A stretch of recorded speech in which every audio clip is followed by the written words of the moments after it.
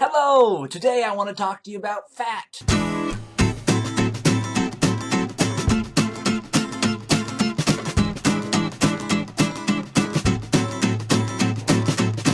Fact. First of all, fat is an essential nutrient. You might have heard about omega-3 fatty acids. You probably haven't heard so much about omega-6 fatty acids, but if you have, you might have heard that you have to eat them in the proper ratio in order to obtain the health benefits from the omega-3 fatty acids. There's a good theoretical framework for this because omega-3 and omega-6 fatty acids compete for enzymes. But no interventional study has shown conclusive evidence of any negative health outcomes.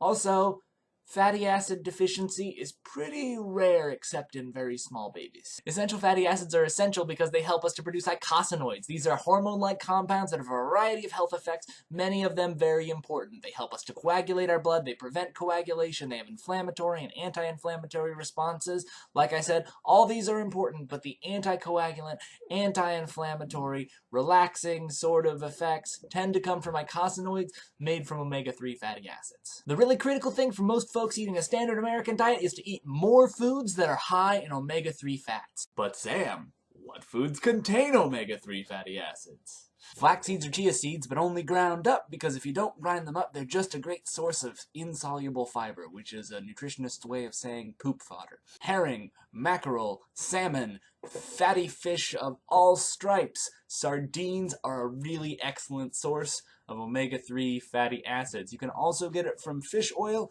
but I think it's a good idea to eat whole foods where possible. So unless you are in need of supplementation, and if you are in need of supplementation, you should be seeing a doctor and not relying on a YouTube video to tell you about medical issues. Fish eggs, whether you call them roe or caviar, are also a really great source of omega-3 fatty acids. Sprouted radish seeds are also an excellent source, a surprisingly excellent source of omega-3 fatty acids. If you've never sprouted foods before, consider sprouting radish seeds because they taste spicy and they're great on salads. All these foods are great sources of fatty acids, but also they provide you with fat-soluble nutrients. Facts.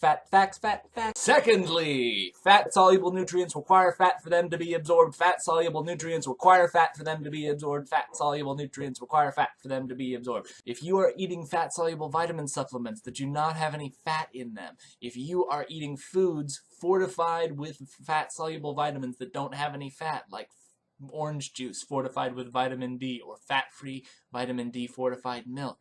If you are eating lovely vegetables without putting even just a little bit of fat on them, you are throwing away all of those lovely fat-soluble nutrients. You need a little bit of fat in your gut to trigger the bile response, because without that magical mixture of bile and fat in your gut, you will not be able to absorb anything fat-soluble. Anything at all. Facts.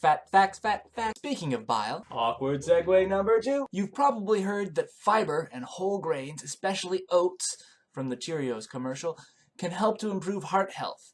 They do this by trapping bile in your gut. Bile is made from cholesterol, so if you lose bile, you need to make more. The liver does this by taking cholesterol from your blood. Hey presto, you've lowered your blood cholesterol. So if you're eating your oatmeal or your Cheerios without any fat, no bile is being secreted, and you're not getting the heart health benefits. Fiber is still very good for you, but it's not going to be lowering your blood cholesterol in that case. Facts. I'm not even going to try to segue this time. So about trans fats. And no, I'm not talking about how this top is mysteriously too small for me. I'm talking about unsaturated fatty acids. So usually an unsaturated fatty acid looks like this. In food, this would be joined to a glycerol and 2 other fatty acids to form a triglyceride, and that bend represents the double bond. So that's a cis fat, oleic acid specifically.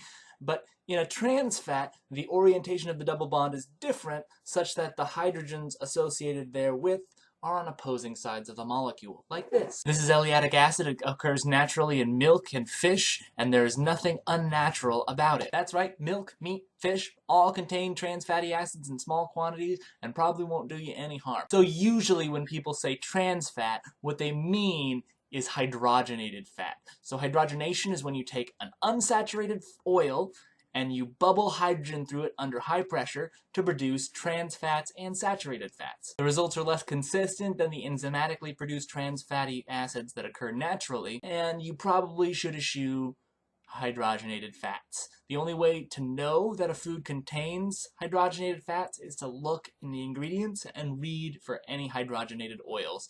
The trans fatty acid label, the trans fat label, is useless. You look on the nutrition facts, it says 0 grams trans fat. That guarantees absolutely fuck all. Facts, facts, facts.